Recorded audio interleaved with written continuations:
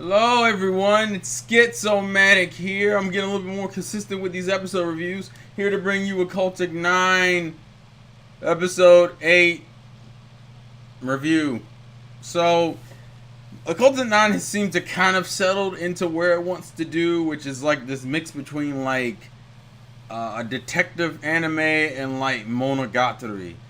Because like the speed of these episodes are probably, like the pacing for this is probably the absolute worst thing about fucking Occultic 9 is that they can't get the pacing down. They've increasingly gotten the pacing down as the episodes have gone forward. It's I think the problem is for this show, and it will probably always be a problem, no matter how good the story ends up getting, is that the beginning of it is really fucking confusing. It's a mixture of confusing and not well paced at all. So let's kind of get into the episode. The episode really only focuses on two main parts. The kind of continuation of the realization that everybody is dead. The only characters we know that aren't dead or aren't dead in the same way is probably Kiryu, Ryotas, and probably the gay bartender. Asuna has like an interaction with Gamon, which we also start seeing a little bit more of Gamon's past, which was something that was kind of needed a while ago. They kind of hinted to it, but they never really showed it, which is that his dad used to run this radio station, and the radio he has is from his father, which is what we guessed anyway.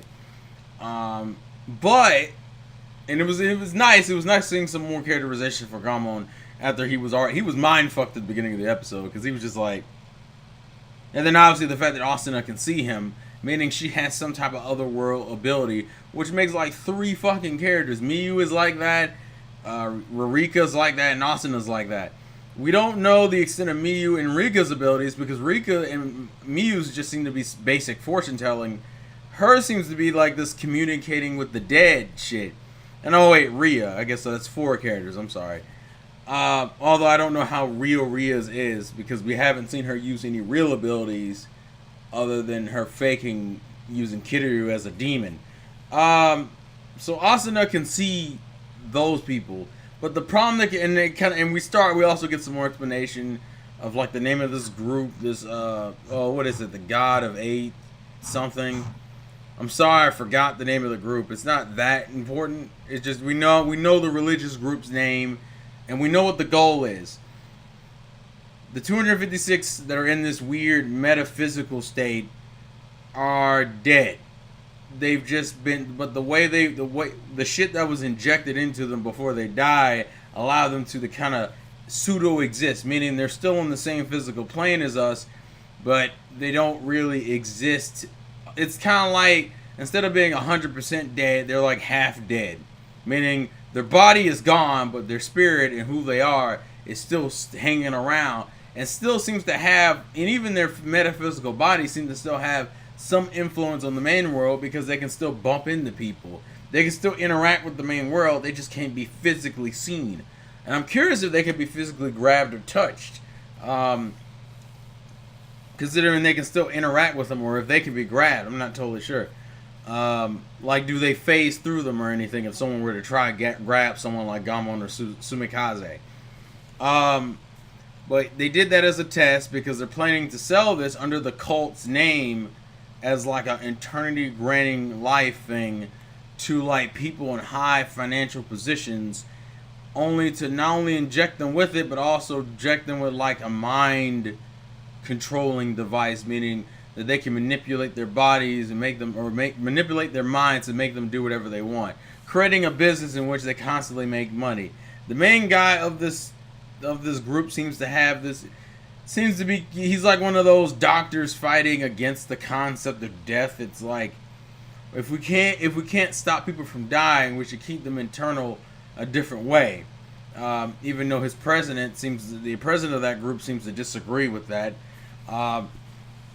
But yeah, we get to the Asuna conversation. We know that Shoto was there during her conversation with Gamon, and he is concerned about them. It don't explain why her and him both have this weird thing where they're both kids, but in high-ranking positions in the fucking police and FBI.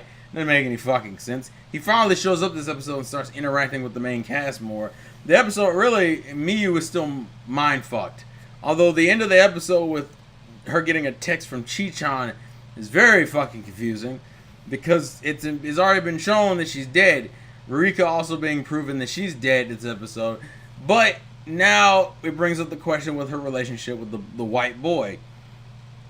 The white boy kind of talks, as he's talking through the episode, is explaining that his parents are in high financial power, which fits the type of people that this fucking cult group is looking for anyway. And he got injected with the shit. But it's never really explained if he's dead or not, considering he did kill a girl and sacrifice them, and he still talks as if he's alive. But Rurika's like, but you can see me, and that I'm dead, but you can't see all ghosts, because she brings up a point. It's like, you're only seeing people like me. You're not seeing like all the old samurai, and you're not seeing every single person who's died in this area. You're only seeing the people who just died recently, being us, in this weird metaphysical body. Which then brings up the question, is the side effect on people who live and aren't, because they probably were injected with both. I would probably say Gamon's group of people who were dead were probably injected with not only the metaphysical body serum, but also the mind control serum. Because the mind control serum is what they had to use to get them to go and commit a mass suicide. So the boy he probably was injected with both too. But does that mean if you're injected with both, that means you have the ability to see them even though you're still alive? Although I'm highly doubting he's alive because of the way it was presented. Like, he's fucking just white. He's just full on white, committed a murder, and like talks to the people in the metaphysical plane. It's like, a lot about that seems insanely fishy, so I'm having a hard time buying that he's actually alive. I mean, something tells me that if you inject a living person with it, even if they don't die soon afterwards, they might slowly die. Maybe this is the side effect of it. Like, it works, but it doesn't work to the extent that it needs to. Because remember, when they did the experiment, it seems like they just injected them all with it. We also learned some more about Gamon's father, seeing now that every character is like loved one. Every character now, for the most part, seems to be tied in with their deaths. Sumikaze's editor seems to be in this same little group or working with this group. Gamon's father is implied to have been the creator of the original cult, whether it was by accident or whatever. And then obviously Sarai's dad wrote a paper, has like a thesis on this whole idea in the first place, which the people used to kind of create this fucking metaphysical serum. So most of the main cast, and so I guess we should kind of go through the list and explain who's dead, who's not dead, and who might be dead. Most of the cast is dead. The only characters you could argue who aren't dead right now is Asuna and Kiryu. Kiryu's he's not the same type of dead as everybody else. He seems to be in this weird.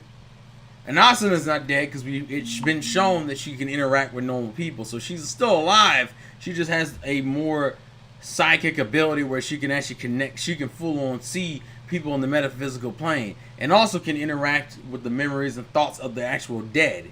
So Asuna's not dead. Kiryu's not dead. Ryotas, we don't know. Ryotas, I would argue, is not dead, although I'm not sure if they're done naming all the people in the 256 list. Because as of right now, we know she's not dead. Whether that comes up later, and also the gay bartender, same thing.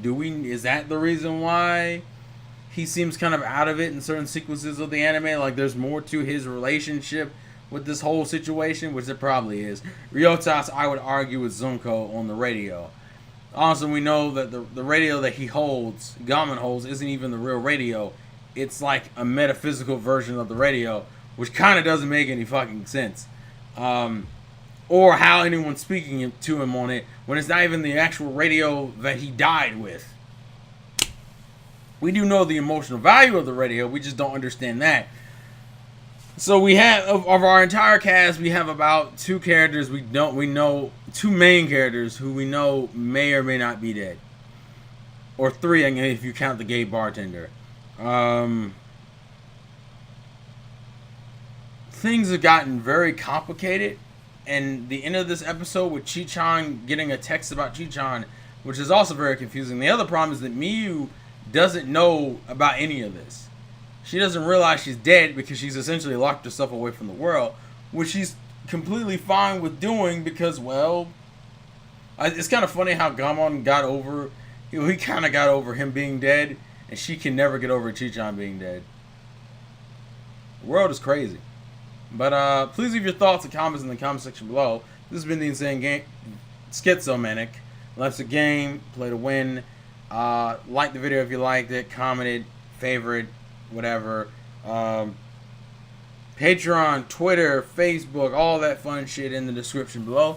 Thank you guys for watching, and I will see you guys next time. Peace. Oh. I'm gonna lose my voice every time I do that.